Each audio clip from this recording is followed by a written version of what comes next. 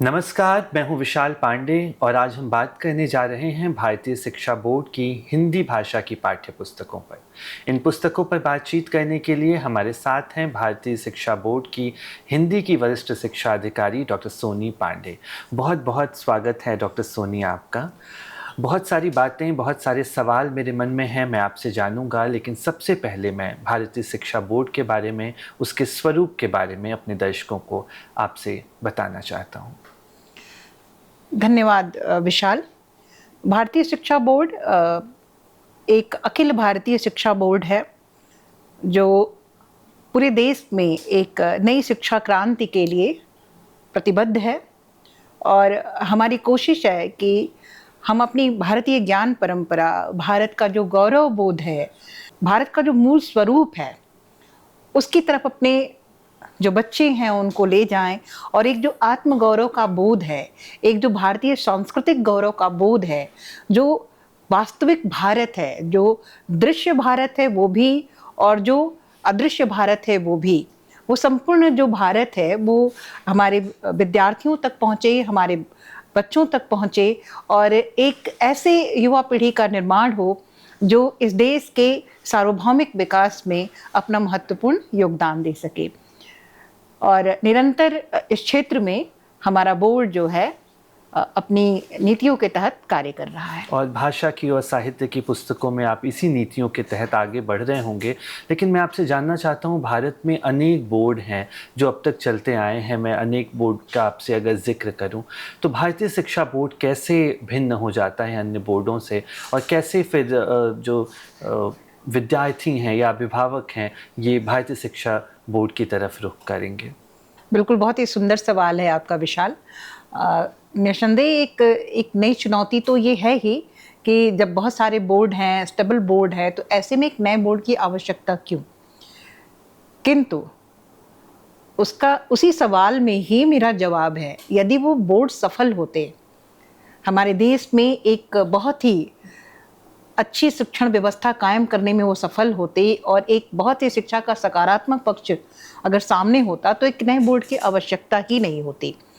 ऐसे में भारतीय शिक्षा बोर्ड जो है इस संकल्प के साथ शिक्षा के क्षेत्र में प्रवेश करता है कि वो जो भारत का जो विद्यार्थी है वो अपने भारतीय गौरव बोध के साथ, भारत की जो सांस्कृतिक परंपरा है, भारत की जो ज्ञान परंपरा है, भारत का जो विज्ञान है, भारत का जो खगोल है, भारत ज्ञान, विज्ञान और संस्कृति में बहुत ही एक महत्वपूर्ण देश रहा है, हमेशा से रहा है। और शायद इसी कारण लगातार जो है इसकी सांस्कृतिक चरण के भी आक्रांताओं द्वारा प्रयास किए गए।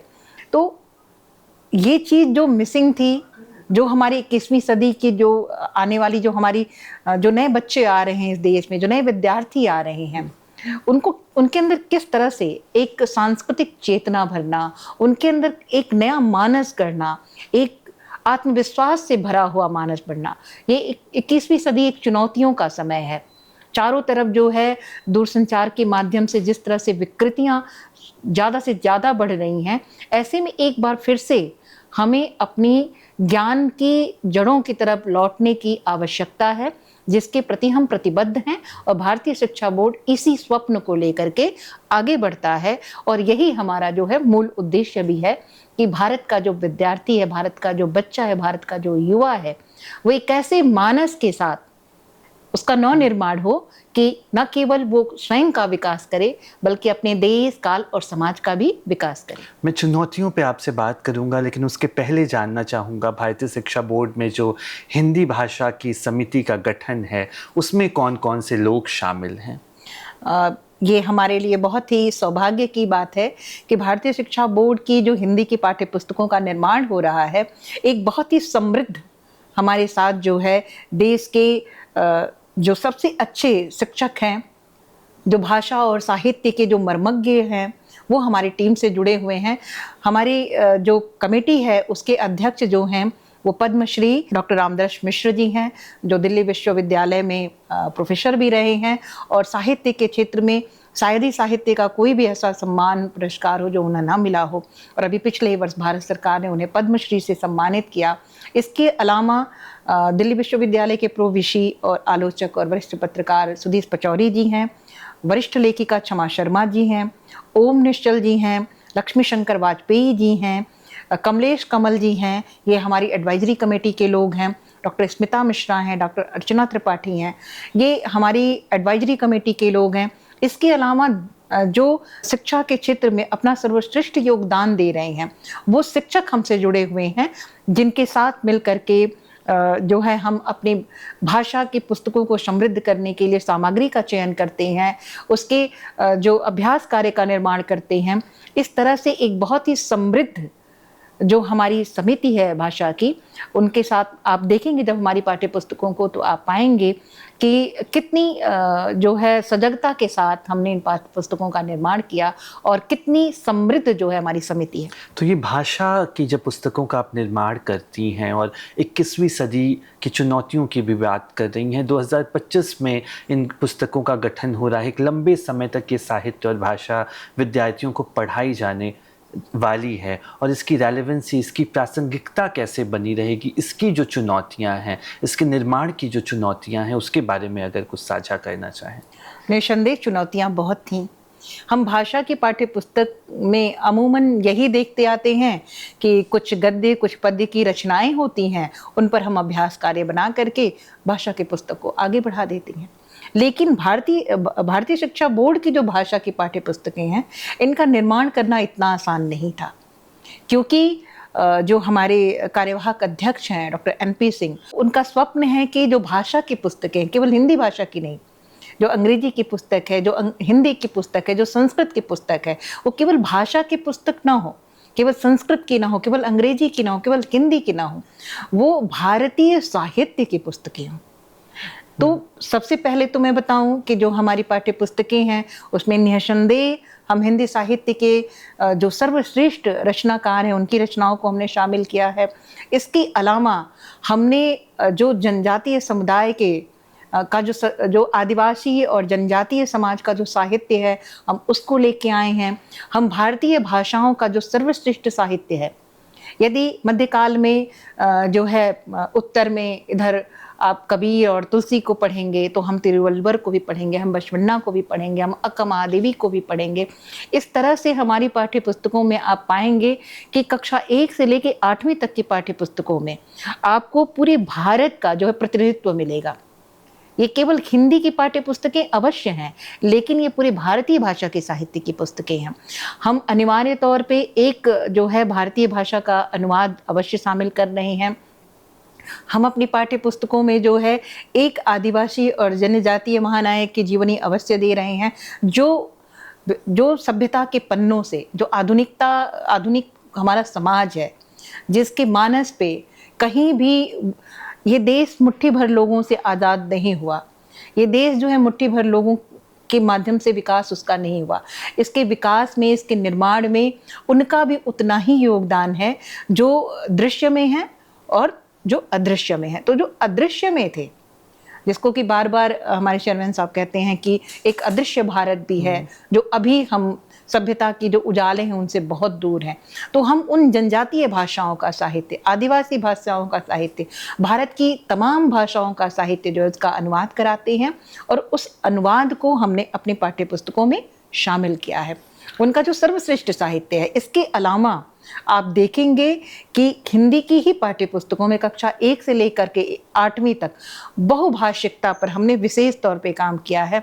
हमने एक चैप्टर लिया है और उस पाठ से हमने कुछ शब्द उठाए हैं और जो 8वीं अनुसूची में शामिल जो 22 भाषाएं हैं उनमें हम कम से कम 2 शब्द, 3 शब्द, 4 शब्द जोड़ रहे हैं।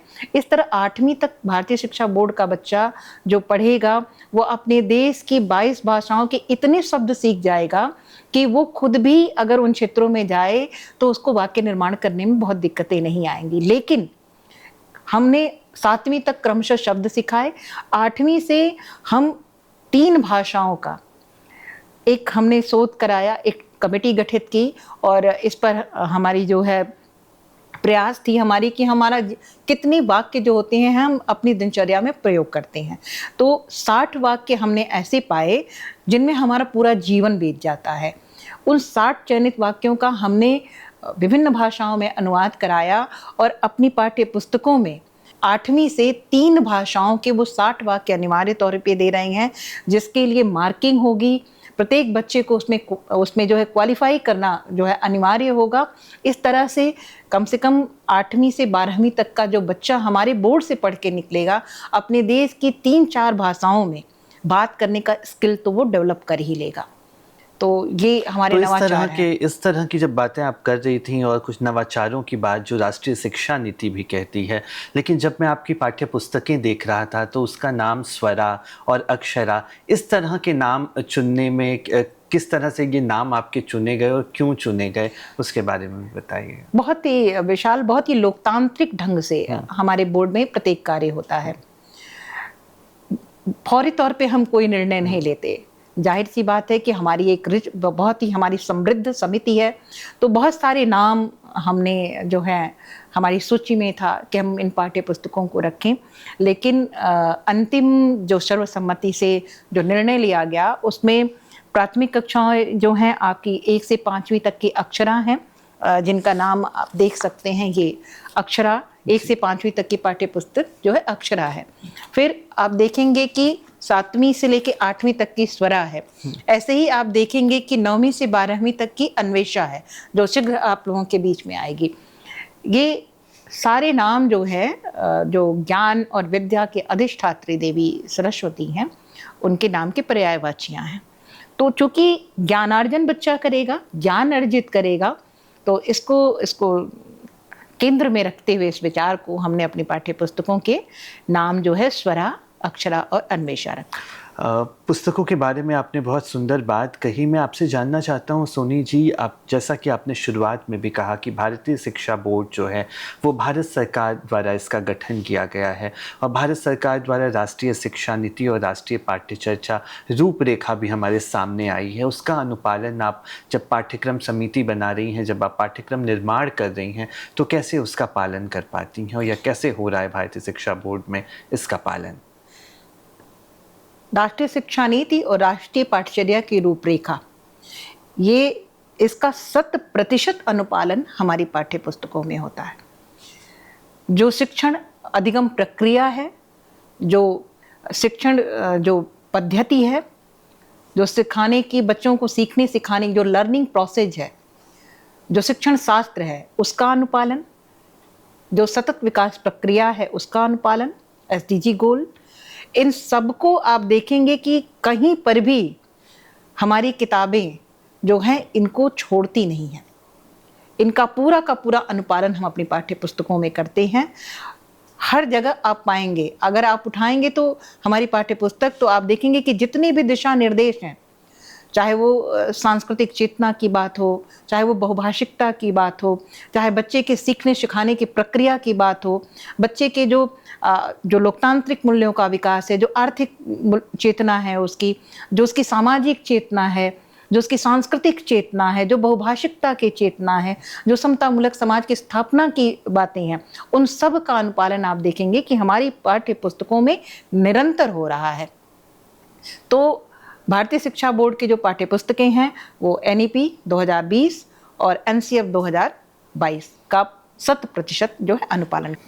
डॉक्टर सोनी, आपने नवाचार की बात की और जिस तरह से राष्ट्रीय पाठ्य चर्चा की रूपरेखा और राष्ट्रीय शिक्षा नीति को आप शामिल कर रही हैं और उसका अनुपालन करते हुए अपनी पुस्तकों का निर्माण कर रही हैं, लेकिन मुझे लगता है कि लगातार राष्ट्रीय शिक्षा नीति कह रही है हमें बच्चों के, विद्यार्थियों के बस्ते का बोझ कम करना है, लेकिन उन्हें भारतीय संस्कृति का जो ज्ञान है वो बराबर देना है। तो बोझ भी कम करना है और हम उन्हें भारतीय ज्ञान परंपरा जो है, जो एक बड़ी विशाल और समृद्ध परंपरा है, उससे भी समृद्ध कर सकें। तो क्या चुनौतियां आती हैं पाठों को शामिल करने में, और किस तरह के पाठ आपने शामिल किए हैं, हमसे कुछ साझा करना चाहें? बिल्कुल, हम इसका 100% अनुपालन कर रहे हैं और निरंतर हमारी कोशिश है कि बच्चे के ऊपर जो है बस्ते का बोझ ना जाए। इसलिए आप देखेंगे कि कक्षा 1 और 2 की जो किताब है, हमने केवल, आप तमाम जगहों पे देखेंगे अन्य बोर्डों में कि कई किताबें हैं, लेकिन कक्षा 1 और 2 में ये जो किताब है ये बच्चे की वर्कबुक भी है और बुक भी है। इसी में बच्चे को अपने सारे जो भी सवाल हल करने हैं, जो प्रश्नों के उत्तर देने हैं, वो सारी चीज़ें इसमें शामिल हैं। ये वर्कबुक भी है और बुक भी है। आप देखेंगे कि इस किताब में ही लिखने की पर्याप्त जगहें हमने दी हैं। बच्चे को कॉपी अलग से कुछ लेने की आवश्यकता नहीं है। इसके अलावा इन किताबों को हमने अन्य विषयों से भी जो है इंटीग्रेटेड किया है।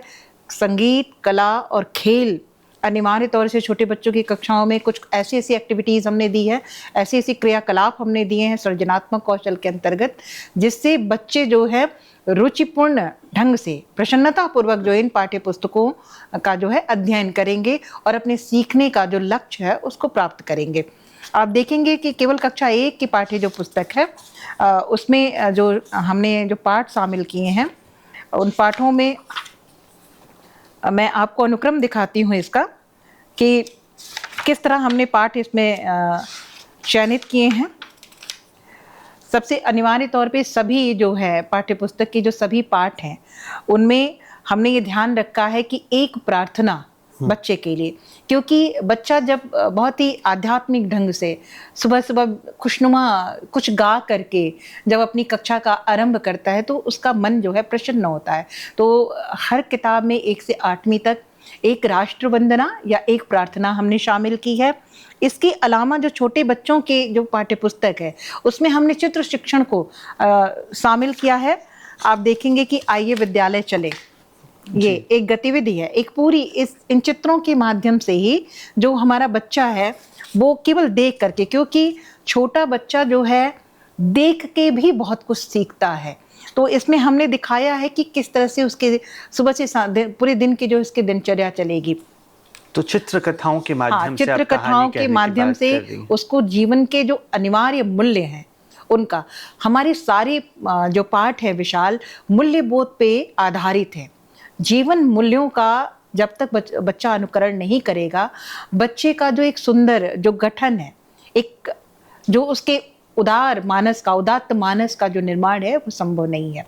तो हमारे सारे पाठ जो हैं वो सारे के सारे पाठ मूल्य बोध पर आधारित है। आप देखेंगे कि इनमें पंचतंत्र की भी कहानियां हैं, इनमें जो है परी कथाएं भी हैं, इसमें जो है साफ सफाई, स्वास्थ्य की रक्षा, पर्यावरण की चेतना, जो बच्चे के मनोमय कोश, आनंदमय कोश, विज्ञानमय कोश, इन सब का पंचकोश जो है हमने ध्यान रखा है कि बच्चे के पंचकोशी जो विकास है उसका जो है इन पाठ्य पुस्तकों के द्वारा जो माध्यम से है वो पूर्ण विकास हो। हमने इन किताब को पंचकोशीय जो विकास की अवधारणा है उसके आधार पे बनाया है। मूल्य बोध अनिवार्य तौर से हमने अपनी पाठ्य पुस्तकों में शामिल किया है, तथा जो भारत का जो साहित्य है, जो प्राचीन साहित्य है, हमने जो अपने हमारा ज्ञान वैभव प्रत्येक जो है अपनी पाठ्य पुस्तकों में हमने हमारा ज्ञान वैभव कॉलम के अंतर्गत, जैसे हमने एक राष्ट्र वंदना की कविता ली जी। तो ऐसा तो नहीं है कि हिंदी के कवियों ने ही केवल राष्ट्र वंदना की या भारतीय भाषाओं के कवियों ने भी की। साहित्य का लेखन भारत में ना जाने कब से हो रहा है, एक बहुत बृहद परंपरा रही है। तो प्राचीन भारत में कैसी भाव साम्यता रही उस रचना से संबंधित हमारा ज्ञान वैभव के अंतर्गत हमने जो है अपने बच्चों को, भारतीय शिक्षा बोर्ड में पढ़ने वाले जो बच्चे होंगे, हमारे जो विद्यार्थी होंगे, वो अपने आप को उससे सूत्रबद्ध करेंगे और जानेंगे कि ये जो आज 21वीं सदी में रचना पढ़ाई जा रही है, ठीक ऐसी ही बात जो है प्राचीन भारत में भी कही गई। तो हमारा ज्ञान वैभव के अंतर्गत हमने जो है उसके बारे में बात की है, हमने बहुभाषिकता की बात की है, हमने श्रेष्ठ जो साहित्य भारतीय भाषा का है उसमें शामिल किया है, तथा राष्ट्रीय शिक्षा नीति का 100% अनुपालन, जो सतत विकास प्रक्रिया है उसका अनुपालन, जो SDG गोल्स हैं उसको हमने अपनी पाठ्य पुस्तकों में जो है शामिल किया है। और 21वीं सदी की जो चुनौतियां हैं जी, हम ऐसे पाठों को शामिल कर रहे हैं कि जो बच्चा है वो 21वीं सदी की चुनौतियों को जो है उसका सामना करने के लिए तैयार हो और उसके अंदर एक ऐसी सकारात्मक पक्ष का विकास हो कि बच्चे का जो उसका सुंदर पक्ष है उसके जीवन का वो आगे आए और वो एक श्रेष्ठ मानव बने, इस देश का एक आदर्श नागरिक बने और एक अच्छा मनुष्य बने। भारतीय शिक्षा बोर्ड की पुस्तकों को देखते हुए जो मुझे सबसे खूबसूरत और नई बात लगी, जब मैं किताब उठाता हूँ तो मैं देखता हूँ हर किताब का जो अंतिम पृष्ठ होता है कवर का, उस पर एक कला के बारे में आप जिक्र करते हैं और एक कला के बारे में, एक आदिवासी कला के बारे में आप बताते हैं, एक क्षेत्रीय कला के बारे में बताते हैं, जिससे वो वहाँ की लोक परंपरा से भी जुड़ता है। ये सबसे खूबसूरत बात मुझे भारतीय शिक्षा बोर्ड की लगती है। आपने बहुत ही सही कहा विशाल। जो हमारी पाठ्य पुस्तकें हैं, हमारी प्रत्येक विषय की जो पाठ्य पुस्तकें हैं, ये निर्णय लिया हमारे कार्यकारी अध्यक्ष महोदय ने कि जो जनजातीय जो फोक आर्ट है, जो जनजातीय कलाएं हैं, किसी भी विकास यात्रा का आरंभ जो है वो लोक कला से होता है। हम लोक से जो है आगे बढ़ते हैं, लोक कलाओं से, हम लोक साहित्य, लोक कलाओं से जो है शास्त्रीय कलाओं की तरफ बढ़ते हैं। तो हमारा देश जो है कला का एक बहुत ही समृद्ध देश है, कलाओं का। तो जितने भी हमारी जनजातीय और आदिवासी जो कलाएं हैं, चाहे वो मधुबनी हो, चाहे वो वर्ली हो, चाहे वो मंडना हो, चाहे वो आप देखेंगे कि यहाँ पे जादोपटिया हो, तो उत्तर से लेके दक्षिण तक, पूरब से लेके पश्चिम तक जितनी भी भारत की लोक कलाएं हैं, उन लोक कलाओं पर केंद्रित हमने अपनी पाठ्य पुस्तकों के आवरण को बनाया। इसके अलावा हमारी पाठ्य पुस्तकों में आप देखेंगे कि जीवन मूल्यों से संबंधित ये कोई भी पन्ना ऐसा नहीं है जो विद्यार्थी के विकास में योगदान न देता हो। हमने इस पन्ने पर भी जीवन मूल्यों से संबंधित कक्षा 1 में आप देखेंगे किसी एक जीवन के पक्ष को बता रहे हैं, कक्षा 2 में 2, कक्षा 3 में 3, और आप देखेंगे किस तरह कक्षा 8 में 8। जी, मैंने देखा। हाँ, वो बिल्कुल। चौथी कक्षा में आपने 4 वेद के बारे में बताया है, फिर अर्थकर्म जो है, पंचकर्म और 7 सुरों के बारे में, अष्टधातु के बारे में। डॉक्टर सोनी, हम किताबों पर बात कर रहे थे और जिस तरह से हिंदी साहित्य और भाषा की पुस्तकें हमारे विद्यार्थियों को समृद्ध करेंगी, ये जानकर मुझे बेहद खुशी हो रही थी। लेकिन और बोर्डों के मार्फत जब भारतीय शिक्षा बोर्ड एक अचानक सामने हमारे आता है, हमारे शिक्षकों के समक्ष आता है और लगातार बहुत सारे पाठ जो हैं वो नए जुड़ते हैं, तो हो सकता है हमारे शिक्षकों के लिए भी चुनौतियां हों। तो उन चुनौतियों से आप कैसे पार पा रही हैं? क्या कोई ट्रेनिंग का आपके पास विचार है या कैसे आगे बढ़ेंगी डॉक्टर? बिल्कुल विशाल, आपकी बात सही है कि जब नई पाठ्य पुस्तक आती है तो नई चुनौतियां भी शिक्षकों के सामने आती हैं। इसके लिए हमारा बोर्ड जो है शिक्षण संवर्धन कार्यशालाओं का जो है निरंतर आयोजन कर रहा है।